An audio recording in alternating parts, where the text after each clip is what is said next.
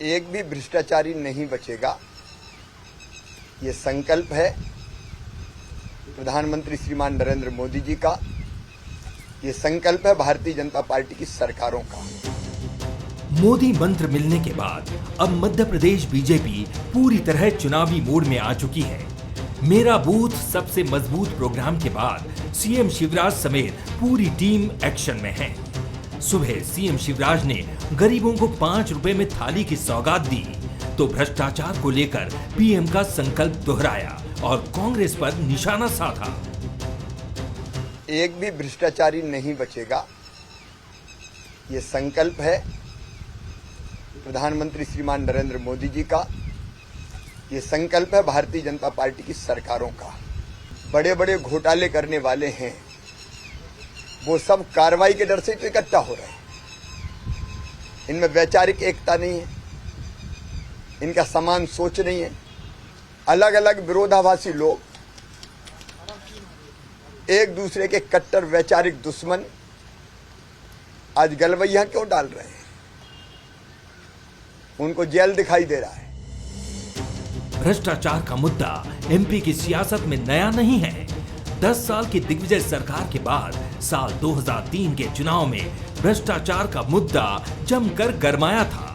तब की CM candidate Uma Bharti ने तत्कालीन सीएम दिग्विजय को मिस्टर बंटा ठार की उपाधि दी। बीजेपी के वॉर रूम चावली से कई चुनावी रणनीतियां निकली, जिसके पीछे दिवंगत अनिल माधव दवे, गौरीशंकर शेजवार जैसे दिग्गज रणनीतिकार थे। Every single stone is weapon. सड़क पे रखा हुआ हर छोटा सा पत्थर अपने आप में शस्त्र है। बस योजकस तर्त दुर्लभ। उसकी योजना बनाने वाला इस दुनिया में दुर्लभ है कि वो छोटा सा पत्थर जो है वो गुलेल में रख दिया जाए तो वो एक किसी एसएलआर की गोली से कम खतरनाक नहीं है, लेकिन इसकी योजना बनाना ये दुनिया में कठिन है। अब 2023 के चुनाव में राजनीति एक बार फिर भ्रष्टाचार के मुद्दे पर गरमाई है तो कांग्रेस भी पीछे नहीं है। कांग्रेस हाईकमान के साथ एमपी कांग्रेस की बैठक हुई और आगे की रणनीति बनी। इधर कांग्रेस महासचिव प्रियंका गांधी के अगले एमपी दौरे की तैयारी भी तेज है। हालांकि पीसीसी चीफ कमलनाथ ने भ्रष्टाचार के मुद्दे पर पलटवार जरूर किया। देखिए, आज आम जनता के मुद्दे हैं महंगाई, भ्रष्टाचार, बेरोजगारी, किसान। ये आज जनता के मुद्दे हैं। करें अपनी सब बात करें, क्या खराबी है सर? 23 को वो अपनी बात करेंगे, हम अपनी बात करेंगे। हालांकि मौजूदा दौर में चल रही क्यूआर कोड वाली पोस्टर पॉलिटिक्स बताती है कि सियासत का स्टाइल जरूर बदला है, लेकिन मुद्दे और सियासत वही पुराने हैं। और इस बार 2023 के लिए बीजेपी कांग्रेस का गेम प्लान भी तैयार है। बंसल न्यूज के सवाल नंबर 1। 2023 का मुद्दा कुछ 2003 जैसा नजर आ रहा है। सवाल नंबर 2। भ्रष्टाचार के मुद्दे पर क्या बीजेपी कांग्रेस को घेरेगी? सवाल नंबर 3। एमपी में स्टाइल ऑफ पॉलिटिक्स कितनी बदली है? नमस्कार, मैं हूं मनोज सैनी और हमारा आज का मुद्दा है सियासत वही स्टाइल नई। जी हां, सियासत में भ्रष्टाचार भले ही पुराना मुद्दा हो, लेकिन एमपी की सियासत में यह मुद्दा इन दिनों अलग अंदाज में नजर आ रहा है। क्यूआर कोड वाले पोस्टर्स से लेकर तमाम तरह की चीजें दिखाई दे रही। दोनों दलों की अपनी अपनी तैयारियां हैं। खासकर भ्रष्टाचार के मुद्दे को लेकर बार पलटवार तक की सियासत नई स्टाइल में दिख रही। मोदी मंत्र मिलने के बाद भारतीय जनता पार्टी पूरी तरह से चार्ज नजर आ रही तो कांग्रेस भी पीछे नहीं है। लेकिन क्या भ्रष्टाचार का मुद्दा 2023 में दिखाई देगा? जिस लाइन पर प्रधानमंत्री आगे बढ़ चले हैं उसी लाइन पर आज मुख्यमंत्री शिवराज सिंह चौहान भी बढ़ते हुए नजर आए और कांग्रेस तो लगातार ये कह रही है कि हाँ, हम इसी मुद्दे पर आगे बढ़ेंगे। तो आज समझते हैं, मेरे साथ 3 मेहमान जुड़े। डॉक्टर दीपक विजयवर्गीय जी हैं, वरिष्ठ भारतीय जनता पार्टी के नेता प्रवक्ता, सर आपका बहुत स्वागत है। प्रताप भानु शर्मा जी हैं, पूर्व सांसद कांग्रेस के, बहुत स्वागत है सर आपका। और साथ ही मेरे साथ जुड़ रहे हैं हमारे न्यूज हेड शरद द्विवेदी जी, सर आपका भी बहुत स्वागत है। सबसे पहले शरद जी के पास ही चलूंगा। शरद जी, जब 2003 को हम देखते हैं और 2003 से 23 20 साल का एक लंबा अंतराल, लेकिन मुद्दे लगभग वही नज़र आ रहे हैं। उस दौर में जिस जावली का आप जिक्र करते हैं, एक अलग तरह की रणनीति बनाई गई और वो मुद्दा इस तरह चला कि बंटाधार आज तक दिखाई देता। उस बात को बार बार भारतीय जनता पार्टी के लोग कहते नज़र आते हैं। कितना कुछ बदल गया, क्या कुछ नया करने की ज़रूरत है? नया इतना ही जुड़ा है मनोज जी कि अब राजनीतिक दल अपने से बाहर जाकर भी एजेंसियों की मदद लेते हैं चुनाव में। 2014 में बीजेपी ने लोकसभा के कैंपेन में पीके प्रशांत किशोर की मदद ली और अब भी हम देखते हैं कि दोनों ही पार्टियां निजी एजेंसियों की मदद न सिर्फ सर्वे में लेती हैं बल्कि प्रत्याशियों के मूल्यांकन के लिए लेती हैं। तो इसका मतलब एक तो ये है कि कॉरपोरेट कल्चर की तरह राजनीतिक दलों में भी ये परंपरा तेज़ी से व्याप्त हो रही है और इसके फ़ायदे भी हैं, इसके नुकसान भी हैं। फ़ायदे ये हैं कि आपको एक ऐसा फीडबैक मिलता है जिसमें प्रभावित होने की संभावना या आशंका कम होती है, लेकिन ये भी बताता है कई बार इन सर्वे एजेंसियों का जो सर्वे होता है वो सच्चाई से एकदम परे हो जाता है। क्योंकि जब हम भी पत्रकारिता के छात्र के तौर पर रैंडम सर्वे को समझ रहे थे, सैंपल सर्वे को समझ रहे थे, तो हमें एक एक्सपर्ट जो हमें पढ़ाने आए थे उन्होंने ये भी कहा कि भारतीय मतदाता या आप जब सैंपल सर्वे या इसके लिए जाते हैं तो बहुत कठिन होता है उसके दिल की बात उसके मुंह से निकलवा लेना। तो कई बार इसीलिए हम देखते हैं कि सर्वे होने के बाद भी, प्रत्याशी चुने जाने के बाद भी गड़बड़ हो जाती है और यही प्रशांत किशोर जो बीजेपी के साथ सक्सेस होते हैं, यूपी के इलेक्शन में कांग्रेस के साथ बुरी तरह विफल होते हैं। तो कई चीज़ें रहती हैं क्योंकि ये पार्टियों के कैलिबर पर भी निर्भर करता है, लेकिन अब पार्टियां बाहरी एजेंसियों पर काफ़ी उनकी निर्भरता बढ़ गई है। दूसरा, बड़े नेताओं पर निर्भरता बढ़ गई है, सितारा चेहरों पर निर्भरता बढ़ गई है और इसीलिए अलग अलग तरह के नारे सामने आते हैं। कांग्रेस जहां प्रियंका गांधी को कैंपेन लीडर के तौर पे देख रही है तो निर्विवाद रूप से बीजेपी में नरेंद्र मोदी जी से बड़ा कोई कैंपेन लीडर है नहीं। तो ये एक परिवर्तन है। बाकी जैसा आपने बखूबी कहा कि बाकी सारी चीज़ें वही हैं, क्योंकि जब तक आपका प्रोडक्ट अच्छा नहीं होगा, उत्पाद अच्छा नहीं होगा, मैं व्यापार की भाषा में बात कर रहा हूँ, वो बिकेगा नहीं। प्रत्याशी अच्छे होंगे, नीतियाँ अच्छी होंगी, घोषणा पत्र अच्छा होगा, तभी आप सफल होंगे। बिल्कुल आपने ठीक कहा। डॉक्टर विजय वर्गीय जी, आप तो उस दौर के लीडर हैं जिसकी हम जिक्र कर रहे हैं और वर्तमान भी आप देख रहे हैं जी। तो क्या, जैसे शरद जी भी कह रहे थे, नया कुछ ज़्यादा नहीं है, पर नया करने की क्या ज़रूरत है? भारतीय जनता पार्टी आखिर क्या करने जा रही? एक तो कल हमने देखा कि प्रधानमंत्री जब अपने मंच से बात कर रहे थे तो उन्होंने कहा सिर्फ एक ही चीज़ पहचानिए, कमल, बाकी सब भूल जाइए। लेकिन लोग अपने आप को ज़्यादा पहचानने लगे। देखिए, दो तीन बातें हैं। पहली बात तो जो आपने मुद्दों की बात की, मैंने जब से होश संभाला 10-11 साल की उम्र से, 1977 के चुनाव की भी मुझे धुंधली याद है। तो हमेशा से 1977 के चुनाव में भी मुद्दे वही थे, एक तो भ्रष्टाचार और दूसरा सुशासन। आज भी हर चुनाव में मुद्दे वही होते हैं। भारतीय जनता पार्टी के नज़रिए से अगर हम देखेंगे तो 2023 के चुनाव में ये बात है कि कांग्रेस के नेताओं को लगता है कि पिछले 20 सालों में कांग्रेस का जो अतीत है, कांग्रेस का जो स्याह अतीत है, काला अतीत है, वो शायद जनता की नज़रों से हट गया हो। कांग्रेस के नेताओं को ऐसा लगता है कि पिछले 20 साल में एक नई पीढ़ी आ गई है, तो जनता को भरमाया जा सकता है, हम गलत मुद्दे उठा सकते हैं। भारतीय जनता पार्टी की पूरी तैयारी है कि कांग्रेस के उस सारे अतीत को लेकर, जो 1947 से लेकर 2003 के बीच का है, वो सारी बातें भी इस चुनाव में होंगी और कांग्रेस पार्टी किन्हीं भी मुद्दों पर बात करे, भारतीय जनता पार्टी हर बात का जवाब देने के लिए तैयार है, हमले का प्रत्युत्तर देने के लिए तैयार है। और अगर हम मार्केटिंग की टर्म्स में बात करें तो पॉलिटिक्स में मार्केटिंग की टर्म्स में बात करना बहुत मुश्किल होता है, क्योंकि मैं मैनेजमेंट का छात्र रहा हूँ। देखिए, ऐसा है कि कार का या किसी शर्ट का जो टारगेट ग्रुप है वो बहुत मार्केटिंग प्रोफेशनल के सामने बहुत क्लियर होता है कि ये शर्ट खरीदने जा रहा है, ये कोई जीन्स खरीदने जा रहा है, तो टारगेट ग्रुप को दिमाग में क्या क्या बात हो सकती है। कोई कार खरीदने जा रहा है तो वो अगर 3 लाख की कार खरीदेगा तो उसके दिमाग में क्या बातें होती हैं, 60 लाख की कार खरीदेगा तो क्या दिमाग में बातें होती हैं। लेकिन जब राजनीतिक रणनीतिकारों को विचार करना होता है तो किसी भी समाज में 8 करोड़ लोग हैं, अब 8 करोड़ लोगों में 1500 तरह के समुदाय हैं और 15 समुदाय में भी अलग अलग आय वर्ग के समुदाय भी हैं। दूसरा बात यह है कि कोई समुदाय जो निमाड़ में है और चंबल में है, दोनों के सोचने का नज़रिया अलग हो सकता है। तो पॉलिटिक्स को मार्केटिंग के नज़रिए से आंकना बहुत मुश्किल काम होता है, और इसीलिए जो इसके प्रोफेशनल्स हैं, चाहे प्रशांत किशोर हो या दूसरे हों, वो कभी सफल नहीं होते। कई बार ये ज़रूर हो सकता है कि जहाँ किसी पार्टी की अच्छी संभावना है उसके साथ जुड़ गए तो कुछ उनको हासिल हो गया, तो वो अपनी मार्केटिंग करके कि साहब मेरी वजह से हुआ है, ऐसा प्रदर्शित कर सकते हैं। लेकिन राजनीति बहुत गूढ़ चीज़ है, और इसीलिए बहुत बार अनुमान गलत साबित होते हैं, बहुत बार अनुमान लगाने वाले गलत साबित होते हैं, भले कितने अनुभवी हों। बिल्कुल आप ठीक कह रहे हैं, लेकिन कांग्रेस के सामने शायद यही बात भी है कि जिस टीम की आप बात कर रहे हैं, चाहे कानू गोलू की बात करें या बाकी लोगों की जो आपके साथ जुड़ने जा रहे हैं, प्रताप भानु शर्मा जी, सवाल यह है कि 2003 में भारतीय जनता पार्टी ने जिस मुद्दे को पकड़ा आज तक नहीं छोड़ पाई, और वो गाहे बगाहे सामने भी आ जाता है, उसको दिखाने की भारतीय जनता पार्टी कोशिश भी करती है। लेकिन आप भी उसी भ्रष्टाचार के मुद्दे या तमाम तरह की चीज़ों पर आगे बढ़ते नजर आ रहे हैं। आप कैसे कनेक्ट करेंगे लोगों को?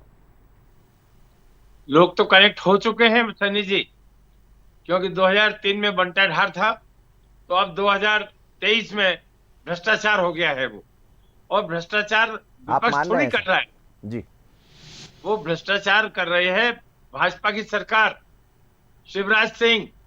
और वो आप चाहे वो कैरम बांध का भ्रष्टाचार हो, चाहे वो महाकाल लोक में करोड़ों का भ्रष्टाचार हो, चाहे वो पोषण आहार में 110 लाख का 110 करोड़ का भ्रष्टाचार हो, चाहे व्यापम का भ्रष्टाचार हो, चाहे वो आपका ई टेंडरिंग का भ्रष्टाचार। ये कोई इशू 2003 में नहीं थे, बंटा ढार की बात तो बहुत कर लेते थे ये। अब 2003 से 2023 तक चलकर ये बंटा ढार भ्रष्टाचार में बदल गया, और ये 18-19 सालों के बाद में ये अकाउंटेबल है जनता के प्रति। कांग्रेस उसका हिसाब मांगेगी, और वही मुद्दे एक एक करके सामने आ रहे हैं, और भ्रष्टाचार मुख्य मुद्दा है शिवराज सरकार के खिलाफ। और इसीलिए गला फाड़कर चिल्ला रहे थे कल प्रधानमंत्री जी, बार बार कह रहे थे इस बात को, भ्रष्टाचारियों को छोड़ूंगा नहीं। जब भी मैं देख रहा था कि अगल बगल में भ्रष्टाचारी बैठे हुए हैं, आज तक सीबीआई ने कोई इंक्वायरी नहीं करी। महालोक काल में जो सप्तऋषि की मूर्तियां उड़ गई, जो और अन्य डैमेज हो गए महाकाल लोक में, 350 करोड़ का प्रोजेक्ट 750 करोड़ का कैसे हो गया?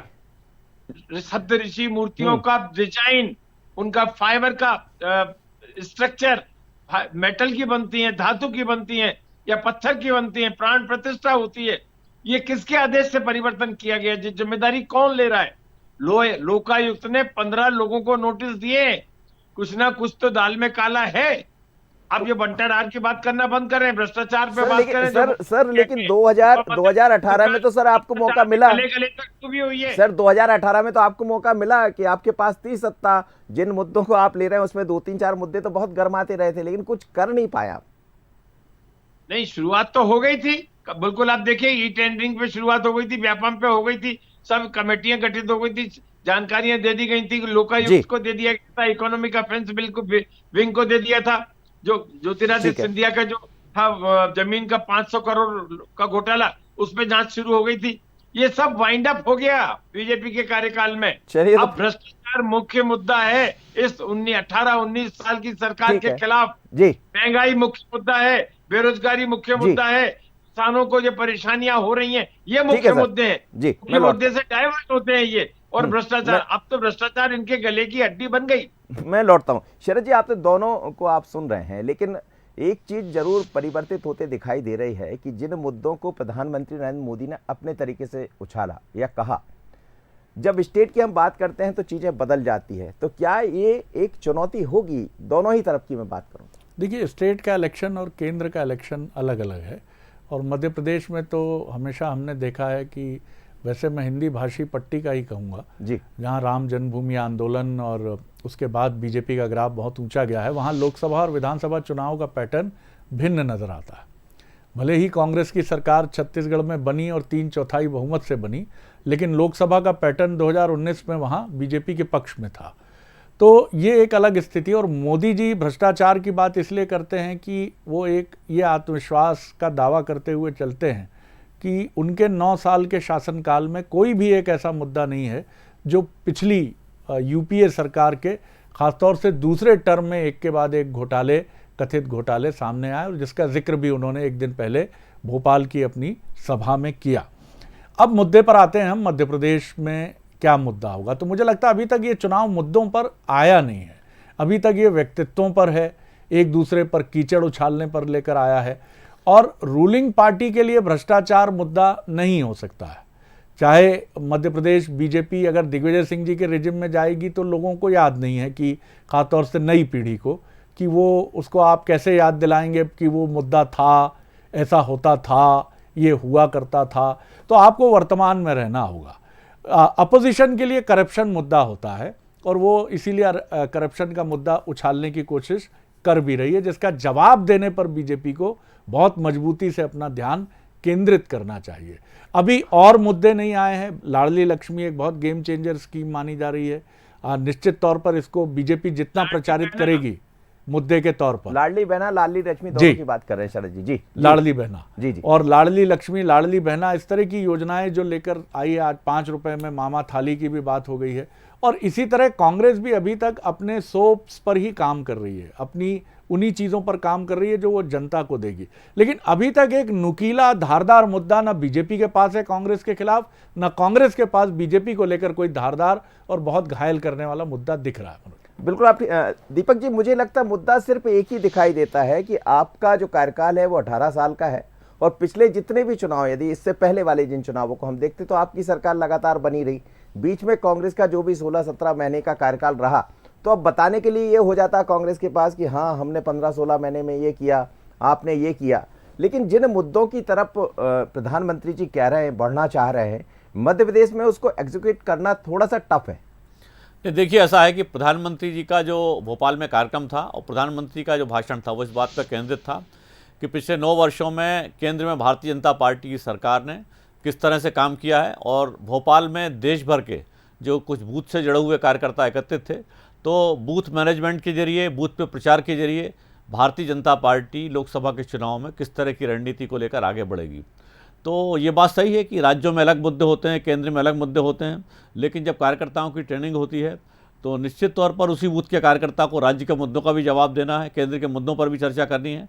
तो राज्य के मुद्दे, जैसा मैंने पहले कहा कि कांग्रेस को ये मुगालता है कि 20 साल पहले तक कांग्रेस पार्टी ने कितना काला अध्याय मध्य प्रदेश के लिए लिखा है या देश के लिए लिखा है। भारतीय जनता पार्टी के कार्यकर्ता हर बूथ पर ये जवाब देने के लिए तैयार हैं। कांग्रेस कोई मुद्दा तो उठाए, हम उस हर बात का जवाब देंगे। सर, लेकिन ये मुगालता तो आपकी तरफ भी हो सकता है कि 2003 के मुद्दे को लेकर आप कब कब जाएंगे सर, कब कब बंटाधार की बात करेंगे? क्या जो नया युवा है जिसकी तरफ सर जी भी बात कर रहे थे, वो कैसे इसको समझ पाए? बेशक ये हमारे सामने चुनौती है। हम जानते हैं इस चुनौती को कि वो जनरेशन जो उस समय जन्म लिया है या उसके 2-4-5 साल पहले जन्म लिया है, उनको कोई ध्यान नहीं है कि उन 2003 के पहले मध्य प्रदेश में सड़कों की जगह गड्ढे होते थे। 2003 के पहले परीक्षा के दिनों में भी रात भर लाइट नहीं होती थी। ये बात सही है कि उनको नहीं मालूम है कि 2003 के पहले 1998 के चुनाव में लोकायुक्त ने कांग्रेस पार्टी के दिग्विजय सिंह सरकार के 22 मंत्रियों को दोषी ठहराया था। तो वो सारे के सारे भ्रष्टाचार की फाइलें खुलेंगी। कांग्रेस पार्टी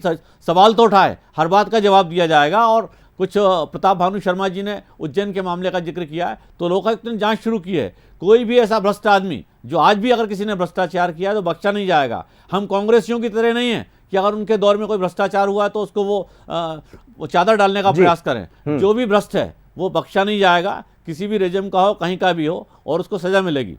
प्रताप भानु शर्मा जी, एक बात तो तय हो गई, दीपक विजयवर्गीय जी वही कह रहे हैं, मुख्यमंत्री जी वही कह रहे हैं, यदि वो सत्ता में आते हैं तो फिर जो पुरानी बातें हैं वो तक खुल जाएंगी। यानी बात वही है कि पुरानी चीजें फिर से खुलने वाली, नया कुछ दिखाई नहीं दे रहा है।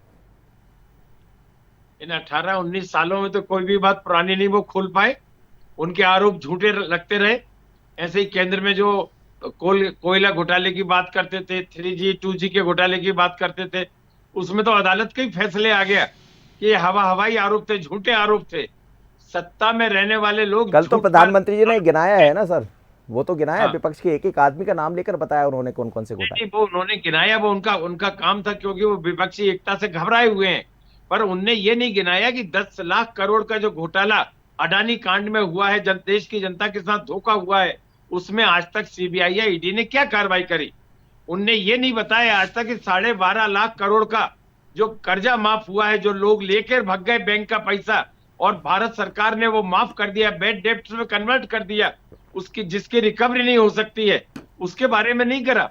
22.5 लाख करोड़ तो यही हो गए। इसके बारे में प्रधानमंत्री ने चुप्पी क्यों साधी? मोदी जी को बताना चाहिए था। सर वो कह रहे थे CBI 20 लाख करोड़ आपके इधर, क्या कार्रवाई करी, वो ये एक उनकी एजेंसियों ने क्यों नहीं सर वो एक कार्रवाई संख्या करी? बता रहे थे 20 लाख गए करोड़। लोग भगोड़े हो गए कर्जा लेकर, जी जी इन पे कार्रवाई क्यों नहीं हो पाई? मुख्यमंत्री प्रधानमंत्री यदि मुख्यमंत्री अकाउंटेबल है तो प्रधानमंत्री भी देश के इन बातों के प्रति अकाउंटेबल है। और हमें ये पूछने का हक है सैनी जी कि पिछले 60-65 सालों में जो भारत सरकार के ऊपर, भारत देश के ऊपर ऋण था 55 लाख करोड़ का था, आज की तारीख में 155 लाख करोड़ हो गया। माने 10 इन 9 वर्षों में 100 लाख जी। करोड़ बढ़ गए। जी ये पैसा कहाँ गया? और हमारी जो रेगुलर बजट है 40 लाख करोड़ का, 50 लाख करोड़ जी, का, जी। उसका 25% सिर्फ हम ब्याज में देंगे। माने ये बताइए क्या क्या देश की अर्थव्यवस्था कहाँ जा अब रही है सर हमारी? ये तो ये मैं शरद जी से समझ नहीं लेता है। हूँ। जी जी मैं शरद जी समझ, देखिए 20 लाख करोड़ की बात शरद जी प्रधानमंत्री नरेंद्र मोदी कर रहे थे, प्रताप भानु शर्मा जी अपनी बातें कर रहे हैं, लेकिन एक बहुत हमारा अच्छी बात सवाल जब है, आपकी मोदी जी बात से हो रही थी सवाल है। जी जी अनिल माधव दवे जी से, तो वो कह रहे थे कि कई बार एक पत्थर भी बड़ा काम कर जाता, यदि गुलेल में उसको ठीक ढंग से फंसा लिया जाए और वो जी। सही जगह बैठ जाए तो काम कर। कोई पत्थर ऐसा दिखाई दे रहा है आपको? मनोज जी देखिए, सबसे पहले तो बेसिक चीज समझनी चाहिए कि आप सत्ता में हैं तो आपका मुद्दा क्या होगा। आपका काम है जवाब देना, मजबूती से विपक्ष के हर आरोपों का जवाब देना। बीजेपी को ये चीज समझनी है गहराई से कि उसको कांग्रेस के हर आरोप रूपी वार की काट तैयार रखनी है, और कांग्रेस की जिम्मेदारी है कि वो ऐसे आरोपों को लेकर सबूत ढूंढने की कोशिश करे जिनसे वो बीजेपी के लिए परेशानी का सबब बने और जनता के मन में भी ये विश्वास पैदा कर सके कि इस मसले पर कहीं ना कहीं बीजेपी की सरकार घिरती नजर आ रही है। ये बेसिक चीज है। अब दोनों पार्टियां कई बार इस तरह से व्यवहार करने लगती हैं कि बीजेपी अपोजिशन में है और कांग्रेस सत्ता में है, दोनों भ्रष्टाचार की बात करने लगते हैं। अब बीजेपी भ्रष्टाचार की बात कर रही है तो मतदाता आश्चर्य में रहता है, भ्रष्टाचार कांग्रेस ने क्या कर दिया अपोजिशन में रह के। तो फिर बात आती है कि आपका 14 महीने और उसके पहले 2003 और 1998, और कांग्रेस जब बात करती है तो भी ये समझना तो कई बार कठिन हो जाता। तो मुद्दों को लेकर दोनों पार्टियों को क्लियर रहना होगा, आपकी क्लैरिटी, लेवल ऑफ क्लैरिटी बहुत साफ होना चाहिए। दूसरा, ये समय आज सलीम जावेद के संवादों का नहीं है कि खुश तो बहुत हो गए तुम आज, वो आदमी जो आज तक तुम्हारी मंदिर, ये डिजिटल का समय है। आदमी मुश्किल से 1.5 मिनट की एक रील देखने में भी उबासी लेने लगता है। आपका कैंपेन बहुत प्रिसाइज होना चाहिए, लफाजी नहीं होनी चाहिए, बड़ी बड़ी बातें नहीं होनी चाहिए। इसलिए मैं भी वाइंड अप कर रहा हूँ मनोज जी। नहीं, लेकिन सर कैंपेन तो उसी तरफ जा रहा है, आप भले वाइंड अप करिए, जो वर्तमान कैंपेन है वो तो इसी तरफ दिखाने का प्रयास करेगा। अलग अलग टीमें, आपने भी कहा कि अब चीजें दूसरी तरफ चली गई। पहले जो नेता रहा करते थे वो बैठ के कार्य योजना तैयार किया करते थे कि चुनाव में इस लाइन पर हम लोग आगे बढ़ेंगे, लेकिन अब तो दूसरे लोग करते हैं। देखिए, मोदी जी ने इसको बहुत अच्छे से समझकर, उनकी टीम ने उनको बड़ा सहयोग भी दिया है कि उन्होंने सोशल मीडिया पर जो कैंपेन रचा है और जिस तरह से उन्होंने अपने कार्यक्रमों के जरिए एक राय बनाने की कोशिश की है, वो ये जानते हैं कि राय कैसे बनती है। इसीलिए अंतर्राष्ट्रीय मंचों पर हम देखते हैं कि प्रधानमंत्री का एक अलग अंदाज होता है, वो बड़ी गर्मजोशी से नजर आते हैं। उनका प्लेन पर चढ़ने का, उतरने का अंदाज बहुत मुख्तलिफ होता है। विश्व फलक के बड़े नेताओं से मिलने में उनकी गर्मजोशी, और आप याद करेंगे तो इंदिरा जी का भी स्टाइल कुछ कुछ इसी तरह का होता था। वो थोड़ी अंतर्मुखी थी, तो मोदी जी की तरह उतना उनका एकदम इस तरह का स्वरूप हमें नहीं दिखता था, लेकिन वो भी अंतर्राष्ट्रीय मंचों का बहुत चतुराई से इस्तेमाल करती थी। तो ये मध्य प्रदेश में सीखने की बात है। न सिर्फ बीजेपी तो मूल पार्टी है ही नरेंद्र मोदी जी की, लेकिन कांग्रेस भी सीख सकती है कि आपको सोशल मीडिया, नेताओं की एनर्जी, चिढ़ना नहीं, नाराज नहीं होना, बॉडी लैंग्वेज कूल और काम रखना, ये 2023 का मीडिया कैंपेन है जिसको इन दोनों पार्टियों को समझना होगा। जी, बहुत छोटा सा कमेंट दीपक जी, क्या कुछ नया दिखाई देने वाला, जिसका आपने भी जिक्र किया, जैसा शरद जी भी इशारा कर रहे हैं, क्या उस तरफ जाएंगे आप लोग? बहुत छोटा कमेंट। देखिए, जो कल प्रधानमंत्री जी ने कहा है उस एक शब्द में सारी चीज़ समझ लेने की है। प्रधानमंत्री जी ने बूथ कार्यकर्ताओं को संबोधित करते हुए कहा कि संवाद सबसे महत्वपूर्ण है। तो कम्युनिकेशन सोशल मीडिया के जरिए हो, किसी चाय की दुकान पे हो, कार्यकर्ता और जनता के बीच में हो, नेता और कार्यकर्ता के बीच में हो, बड़े नेता और छोटे नेता के बीच में हो, भारतीय जनता पार्टी का सारा फोकस सही कम्युनिकेशन रखने पे, सही संवाद रखने पे होना चाहिए। प्रधानमंत्री ने एक शब्द में मध्य प्रदेश भाजपा को गाइड कर दिया, और मैं समझता हूँ मध्य प्रदेश भाजपा इसी लाइन पे आगे बढ़ेगी। सर, आप किस लाइन पे बढ़ने वाले? प्रताप भानु शर्मा जी, बहुत छोटा कमेंट। देखिए, एजेंडा तो शरद द्विवेदी जी ने तय कर दिया है जी और सभी राजनीतिक पार्टियों को उनकी सलाह पर आगे चलना चाहिए। साफ सुथरे तरीके से, प्रभावी तरीके से अपनी बात कहना चाहिए। मैं उनका पक्षधर हूँ। बड़े दिनों के बाद बड़ी बुलंद आवाज सुनने को मिली, परंतु अच्छी सलाह के साथ मिली। कोशिश करेंगे कि हम अपने पार्टी के लीडर्स को इस दिशा जी, में बढ़ाएं। जी। पर भ्रष्टाचार के खिलाफ, मध्य प्रदेश सरकार के भ्रष्टाचार के खिलाफ आवाज बुलंद होगी। जो सरकार में ठीक है व्याप्त भ्रष्टाचार, भ्रष्ट आचरण से जो सरकार बनी है, इसके खिलाफ कांग्रेस बुलंद चलिए सर, करेगी जिसकी आवाज बुलंद होगी, लेकिन वो आवाज करेगी। जनता के दिल के कोने तक किसकी पहुंचेगी, ये बड़ी बात है। उसमें भरोसा और विश्वास दोनों आ आवाज जाता है। बुलंद बहुत तभी होगी धन्यवाद मनोज जब जी। सच की आवाज, उसमें सच्चाई का प्रतिशत बहुत अधिक होगा। जी जी जी, बिल्कुल, आप अपनी बात कर लीजिए सर। बस होगी, बात खत्म जी, बहुत धन्यवाद आपका डॉक्टर विद्यावर्गीय जी, मेरे साथ जुड़े, पिता भानु शर्मा जी और शरद द्विवेदी जी। लेकिन बड़ा मसला यही है कि 2023 चुनाव को लेकर जो तैयारियां भारतीय जनता पार्टी के, कुछ उसी लाइन पर कांग्रेस भी बढ़ते दिखाई दे रही। लेकिन बात बीच में आ जाती जनता के विश्वास और भरोसे की। वो किस पर विश्वास करेगी, क्योंकि प्रधानमंत्री मोदी जो बात कहे हैं, चर्चा भी ऐसी चलती है, पर दोनों दलों की अपनी तैयारियां हैं। अब कौन बेहतर करेगा, किसका और अच्छा काम दिखाई देगा, और जिसके दिल पर राज हो गया वो चुनाव में आगे बढ़ जाएगा। देखते रहिए आप, और आगे देखिए छत्तीसगढ़ आज का मुद्दा है तैयार। नमस्कार।